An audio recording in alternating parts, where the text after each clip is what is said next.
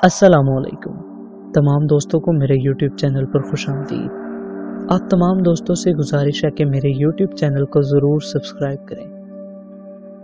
हकीकत को हकीकत और दूसरों की बातों को गिरा में बांधने वाला खुश रहता है, सबूत कहानी में है। स्याह रंग की प्राडो अपनी पूरी रफ्तार से उड़ी जा रही थी। मेरे हाथ गाड़ी के स्टीयरिंग व्हील पर थरक रहे थे, जबकि पैर एक्सीलेटर पर रखसा थे। एक्सीलेटर पर दबाव बढ़ता ही जा रहा था और स्याह प्राडो हवा से बातें कर रही थी। आबादी बहुत पीछे रह गई थी। मैं हाईवे पर सफर कर रहा था। सड़क ताहद्दे निगाह वीरान थी। सूरज सतह जमीन से नीचे की जानिब अपना सफर मुकम्मल करने वाला था। ये भी हमारी नजर का धोखा है कि सूरज अपना सफर मुकम्मल करने वाला है। सफर तो हमारा होता है और हम इल्जाम सूरज पर धर देते हैं कि वो अपना सफर मुकम्मल करके गुरूब हो रहा है। आसमान किसी दुल्हन के चेहरे की तरह खुशी से लाल हो रहा था। आसमान के गालों पर भी लाली छाई हुई थी, जिस तरह शादी के दिन करीब आने पर दुल्हन के गालों पर खुशी की लाली छा जाती है। मैं इस सड़क पर अक्सर ड्राइव किया करता था और मुझे ये सड़क बहुत पसंद थी। यहाँ ट्रैफिक कम होती थी। कभी कभी कोई ट्रक या मुसाफिर बस गुजरती और फिर सड़क सुनसान हो जाती। मैं अपनी तेज रफ्तार का शौक यहीं पूरा किया करता था। जब भी मैं खुश होता तो इस सड़क पर तेज रफ्तार ड्राइविंग करके अपनी खुशी का इजहार करता। जितनी तेज रफ्तारी से गाड़ी अपना सफर तय कर रही थी, मेरा जहन भी इसी तेज रफ्तारी से काम कर रहा था। आज मैं बहुत खुश था। मैंने एक सौदे में करोड़ों रुपए का मुनाफा कमाया था और मैं इसी खुशी में तेज रफ्तार ड्राइविंग का मुजाहिरा कर रहा था। गाड़ी के साथ ही मेरे दिमाग के पर्दे पर यादों का एक सिलसिला भी चल रहा था। आज मैं 50 लाख की गाड़ी में सवार था और कल तक मैं फुटपाथ पर सोता था। मेरे दिमाग में माजी किसी फिल्म की तरह चल रहा था। जब मैं पैदा हुआ तो मेरे बाएं हाथ की मुट्ठी सख्ती के साथ बंधी हुई थी। दाई को मुट्ठी खोलने में काफी दिक्कत हुई। जब दाई ने मेरी मुट्ठी खोली तो मैं चीखने लगा। मेरी माँ कहती थी कि मैं कभी नहीं रोता था, बल्कि चीखें मारता था। लिहाजा इस वक्त भी मैंने चीख मारी। ये देखकर मुंह फट दाई बोली, ये लड़का बहुत गुस्से वाला है। मेरे बेटे की मुट्ठी में सारी दुनिया होगी। अब्बा ने पहली बार मेरी बंद मुट्ठी देखी तो पेशन गोई की। मेरे बाएं हाथ की मुट्ठी बंद ही रहती थी। जैसे जैसे मैं बड़ा होता गया, ये आदत पुख्ता होती गई। मुट्ठी बंद रखना मेरी आदत थी। मैं बाएं हाथ की मुट्ठी सिर्फ ज़रूरत के वक्त ही खोलता था और फिर जल्दी से बंद कर लेता, जैसे कोई चीज़ छुपा रहा हूँ। देखने वाले शक में मुब्तला हो जाते थे कि मैंने बंद मुट्ठी के पीछे कुछ छुपाया हुआ है। इब्तिदा में मेरे माँ बाप को भी यही धोखा होता था और फिर स्कूल में असातिज़ा भी धोखा खा जाते थे। ख़ास तौर पर इम्तहानों में बड़ी परेशानी होती थी। अक्सर असातिज़ा मेरी बंद मुट्ठी देखते तो फ़ौरन मेरे पास आते और कहते, ये मुट्ठी में क्या छुपाया है? कुछ नहीं सर। झूठ बोलते हो, मुट्ठी खोल कर दिखाओ। और मैं अपनी नन्ही सी मुट्ठी खोल देता, जो हमेशा की तरह खाली होती। घर में कोई चीज़ गायब होती तो मुझे डांट पड़ती और हुक्म मिलता, मुट्ठी खोल कर दिखाओ। और मैं मासूमाना अंदाज में मुट्ठी खोल देता और सामने वाला शर्मिंदा हो जाता, क्योंकि मुट्ठी हमेशा की तरह खाली होती। रफ्ता रफ्ता मेरा मासूम जहन समझने लगा। थोड़ा बड़ा हुआ तो मैंने आजमाइश के तौर पर अब्बा जान की जेब से 10 रुपए निकाले और तय करके मुट्ठी में छुपा लिए। अब्बा जान ने कपड़े पहनते वक्त पैसों की कमी महसूस की। फिर मेरी बंद मुट्ठी की जानिब देखा, मगर ये सोचकर खामोश हो गए कि ये तो बच्चे की आदत है। और इस तरह मैं पहली बार चोरी के पैसे बाहिफाजत घर से बाहर ले जाने में कामयाब हो गया। दूसरी बार अम्मा ने मेरी चोरी पकड़ ली, लेकिन अब्बा जान को इस बारे में नहीं बताया, क्योंकि इनकी नज़र में अब्बा जालिम इंसान थे। बच्चे को इसकी उम्र से बड़ी सज़ा देते थे। ये बात इस दिन मेरी समझ में आ गई कि जब तक अम्मा जिंदा है, अब्बा का कानून मेरा कुछ नहीं बिगाड़ सकता। फिर मैंने सारी उम्र कानून से यही आंख मचोली खेली। मैं दिन को देखने के लिए आंखें खुली रखता था मगर दुनिया को समझने के लिए मुट्ठी बंद रखता था। मेरी जिंदगी सबक रफ्तारी से गुजर रही थी। मेरी जिंदगी की झील में पहली तुगयानी तब आई जब एक सुबह अब्बा काम पर गए, मगर इनकी वापसी लाश की सूरत में हुई। वो किसी जालिम की अंधी गोली का निशाना बन गए। इस वक्त मुझे एहसास हुआ कि अब्बा जब तक जिंदा थे मैं इन्हें एक जालिम हुक्मरान समझता था। वो जब घर में होते थे तो मैं सहमा सहमा रहता। अब्बा के काम पर से घर आने से पहले पहले मैं खेल कूद कर घर आ जाता था और शरीफ बच्चा बन जाता था। मगर जब अब्बा चले गए तो एहसास हुआ वो तो एक घना साया थे। वो छाता थे जो हर दुख, परेशानी और मुसीबत की बारिश से हमें महफूज रखते थे। जब वो छाता हमारे सरों से उठ गया तो पता चला कि जिंदगी क्या है। जिंदगी दुखों की एक ऐसी पोटली है जिसमें रोज हाथ डालकर एक नया दुख निकालना पड़ता है। अब्बा के मरने के बाद एक माह बाद एक रात अम्मा सोई तो सोती ही रह गई। न जाने रात के किस पहर अब्बा आए और अम्मा का हाथ पकड़कर इन्हें दूसरे जहान ले गए। मगर वो मुझे क्यों भूल गए? मुझे किसके सहारे छोड़ गए? मेरी जिंदगी जो खुशी से गुजर रही थी। गो हम मालदार नहीं थे, मगर अब्बा जो कुछ कमाते अम्मा सलीके से खर्च करती कि महीना खुश असलूबी से गुजर जाता। मगर अब्बा अम्मा के जाने के बाद जो कुछ मेरे साथ हुआ वो मेरी जिंदगी का तल्ख तरीन दौर था। अम्मा के इंतकाल के बाद चाचा मुझे अपने घर ले आए, बेटा बनाकर नहीं बल्कि मुफ्त का नौकर बनाकर।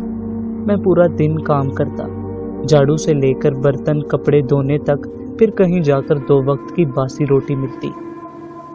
फिर एक दिन मेरे हाथ से चाची जान की जहेज के डिनर सेट की एक प्लेट टूट गई। इस दिन चाची जान ने मुझे इतना मारा कि मैं अधमुआ हो गया। फिर मुझे घर के पीछे बनी गंदी गली में बतौर सजा खड़ा कर दिया। गंदी गली में बदबू नाकाबिले बर्दाश्त थी। मैं चीखता रहा मगर चची जान ने एक न सुनी। फिर मैंने घर से भागने का फैसला कर लिया और गंदी गली में पड़े कचरे को पलांगता हुआ एक अनजानी मंजिल की जानिब चल दिया। गंदी गली में कचरा फेंका जाता था। शायद मैं भी कचरा था, इसलिए गंदी गली में फेंका गया था।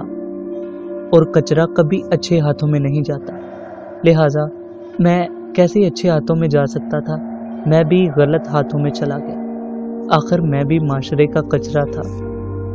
घर से भागने के बाद मैं सबसे पहले जग्गू उस्ताद के हाथ चढ़ गया। जग्गू उस्ताद का चेहरा लोगों के लिए भयानक होगा, मगर मेरे लिए वो एक मेहरबान माँ की तरह था।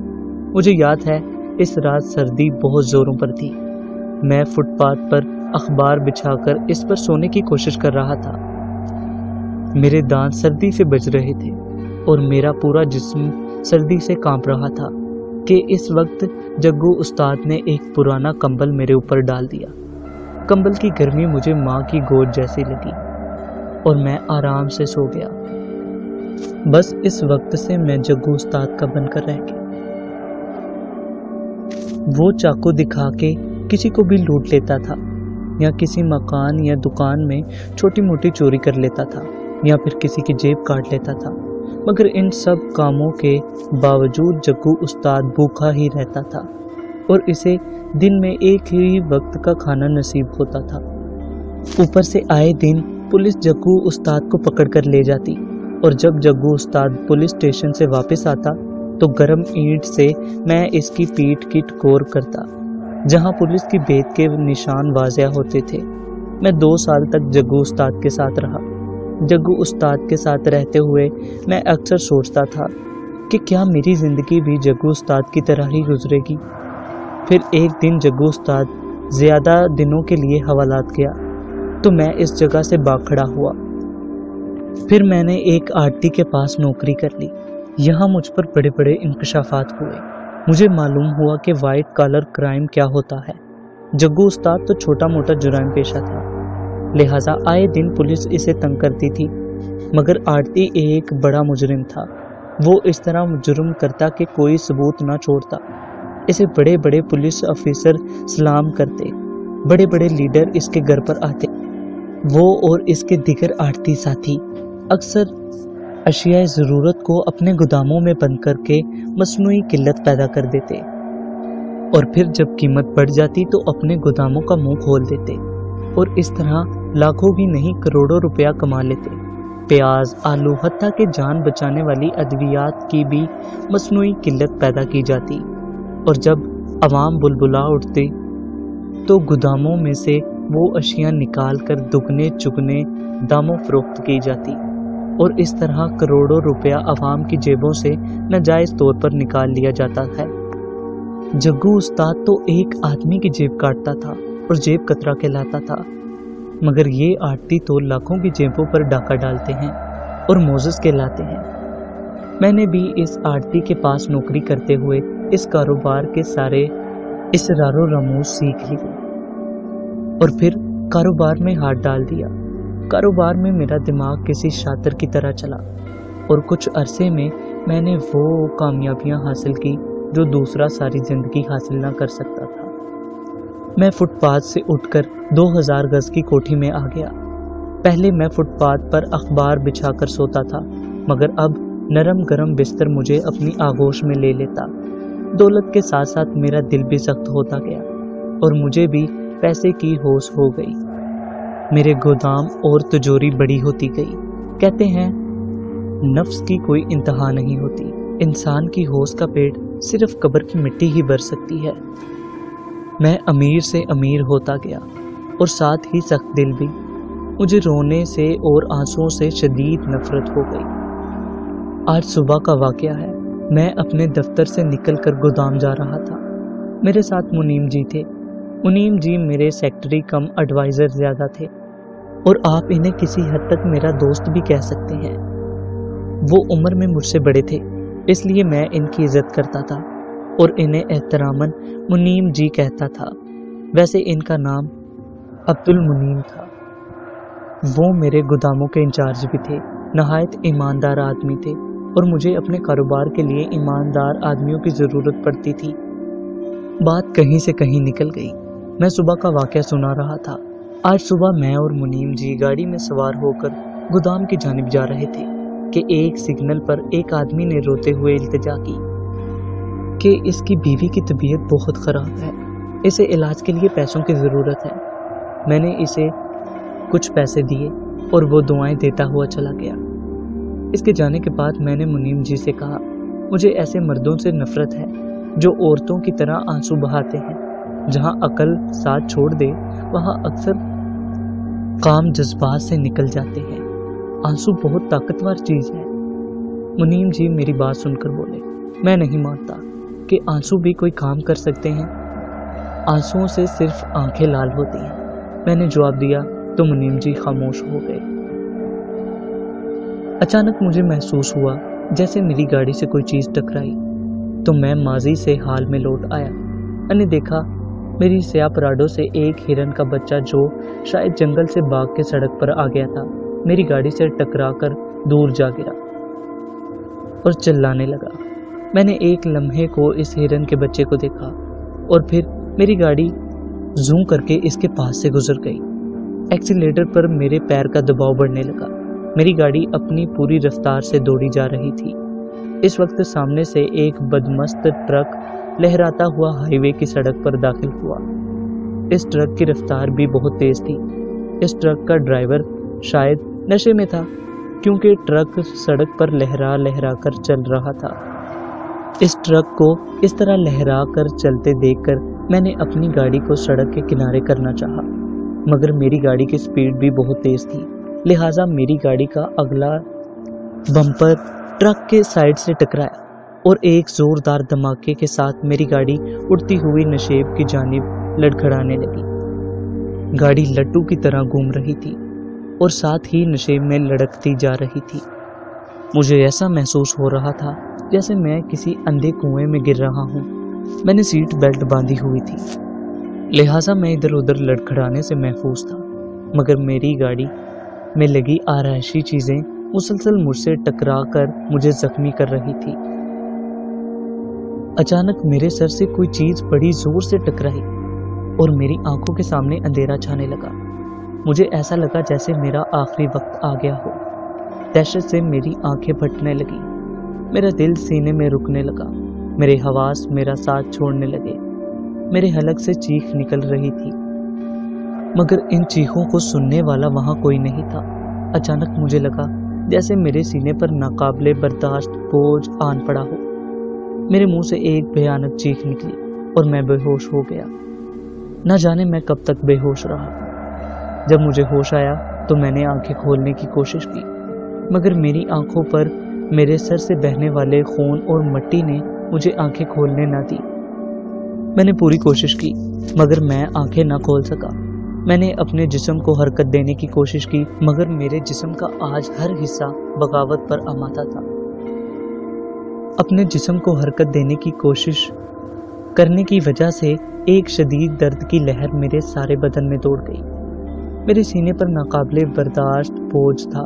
مجھے ایسا لگ رہا تھا جیسے منووزنی پتھر میرے سینے پر رکھا ہو۔ میں نے آنکھیں کھول کر دیکھنا چاہتا تھا کہ میرے سینے پر کون سا بوجھ ہے، مگر آنکھیں کھولنے سے انکاری تھی۔ اس وقت مجھے کسی کے قدموں کی چاپ سنائی دی۔ مجھے خوشی ہوئی کہ میرے کان ٹھیک کام کر رہے ہیں اور میں تمام آوازیں سن سکتا ہوں۔ اسی وقت مجھے محسوس ہوا جیسے گاڑی کا دروازہ کھلا اور کوئی شخص اندر جھانکنے لگا۔ میں نے پوری کوشش کی کہ اس شخص کو اپنی طرف متوجہ کر سکوں، مگر میں کامیاب نہ ہو سکا۔ میرا جسم آج میرا کہنا نہیں مان رہا تھا۔ اسی وقت مجھے آواز سنائی دی، اس آدمی کو دیکھ شیدے، سٹیئرنگ وہیل پورے کا پورا اس بیچارے کے سینے میں گھس گیا ہے۔ چل چل جلدی سے کام کر لے ورنہ امدادی پارٹی آ جائے گی۔ مجھے دوسری آواز سنائی دی۔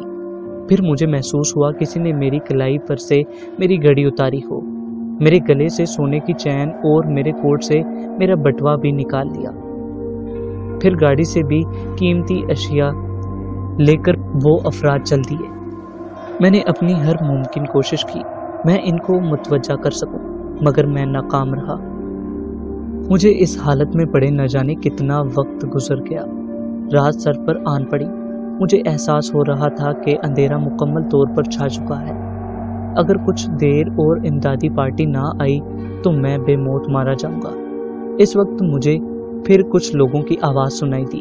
چند لمحوں بعد مجھے محسوس ہوا جیسے ٹارچ کی روشنی میرے چہرے پر ماری گئی ہو۔ میں نے اپنی آنکھیں کھولنے کی بہت کوشش کی مگر ناکام رہا۔ امدادی پارٹی آ گئی تھی۔ میں نے سوچا، اوہ یہ تو مر چکا ہے۔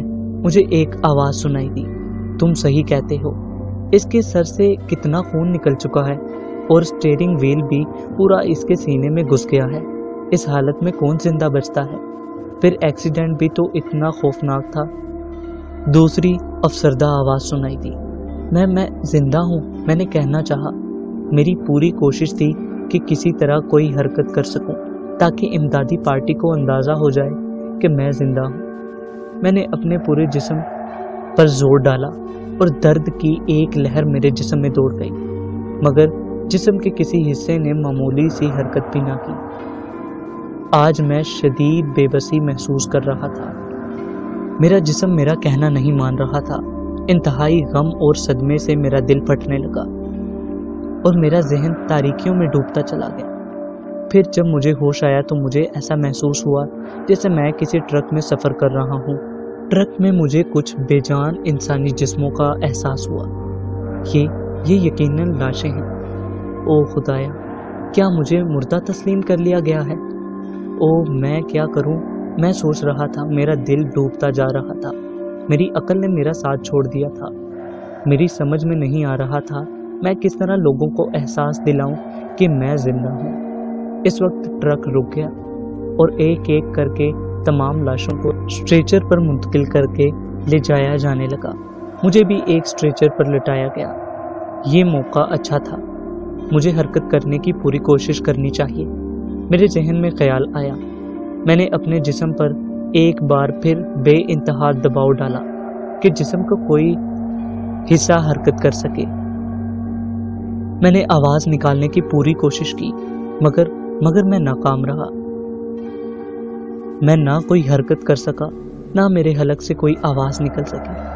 او کیسی شکل ہوگی بیچارے کی، مجھے ایک آواز سنائی دی، اس کا سر اور سینہ بری طرح زخمی ہوا ہے، بھلا ایسے حادثے میں کون بچتا ہے؟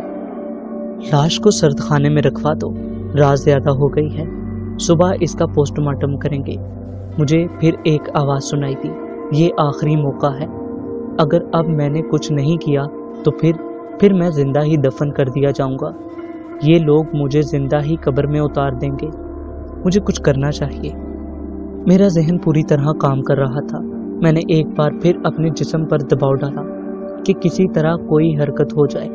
میں نے چیخنا بھی چاہا مگر ناکام رہا، نہ میرا جسم کوئی حرکت کر رہا تھا، نہ میرے حلق سے کوئی آواز نکل سکی۔ آخر میں نے ہمت ہار دی، اب میری نجات ممکن نہیں تھی، اب میں زندہ ہی قبر میں اتار دیا جاؤں گا۔ میں آنے والے وقت کے لیے خود کو تیار کرنے لگا، مجھے ایک ایک کر کے اپنے ہمدرد اور ساتھی یاد آنے لگے۔ مجھے آئلہ افندی بھی یاد آئی۔ آئلہ میری دوست تھی۔ آج صبح ہی میں نے اس کے لیے ہیرے کی انگوٹھی خریدی۔ میں نے سوچا کہ آج رات اس کو کینڈل ڈنر پر لے جاؤں گا اور وہاں اسے پرپوز کروں گا۔ میری نظروں میں آئلہ کا خوبصورت چہرہ گھومنے لگا، میرا دل بھر آیا، میرے حلق میں کچھ پھنسنے لگا اور بے اختیار میرے آنسو بہہ نکلے۔ ڈاکٹر صاحب، اس آدمی کی آنکھوں پر جمی مٹی سے پانی نکل رہا ہے۔ مجھے ایک آواز سنائی دی، پانی نکل رہا ہے؟ ڈاکٹر کی حیرت زدہ آواز ابھری اور وہ جلدی سے میرے پاس آیا اور مجھے دیکھتے ہوئے چیخا، جلدی سے روئی لاؤ۔ روئی آتے ہی ڈاکٹر نے میری آنکھوں پر سے خون اور مٹی صاف کی۔ او خدایا، یہ تو زندہ ہے اور یہ پانی اس کے آنسو ہیں۔ ڈاکٹر کی آواز ابھری۔ ڈاکٹر کی اس آواز سے میرے اندر زندہ رہنے کی امنگ دوبارہ ابھر آئی۔ اسے فوراً آپریشن تھیٹر لے چلو۔ اگلے ہی لمحے میرا اسٹریچر آپریشن تھیٹر کی جانب جا رہا تھا اور میرے کانوں میں منیم جی کے الفاظ گونج رہے تھے، جہاں عقل ساتھ چھوڑ دے وہاں اکثر کام جذبات سے نکل جاتے ہیں۔ آنسو بہت طاقتور چیز ہے۔